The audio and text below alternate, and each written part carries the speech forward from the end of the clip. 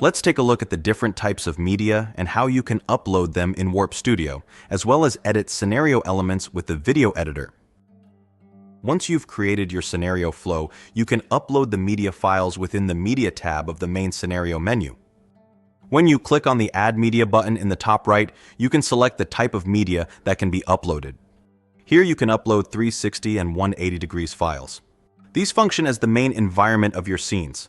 Here you can also upload flat media, which can be part of elements with tooltips and the media panel.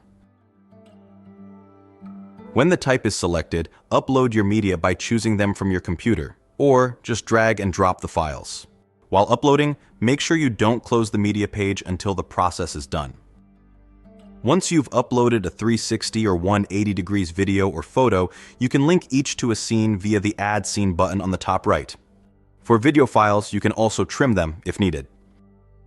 Once your media file is connected to a scene, scene elements and their settings can be edited within the video editor.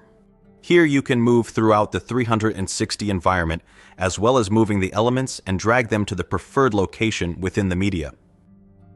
Other settings include fading different elements at different times, setting a loop at the end of a scene, as well as element-specific settings, such as size of element, hiding an element, and many other settings. If you've uploaded flat media, it can be attached to a media panel as a pop-up slide within the 360 and 180 environment. But you can also add flat media to any element with a tooltip in the flow editor, such as multiple choice, a direction arrow, hotspot, or a standalone tooltip.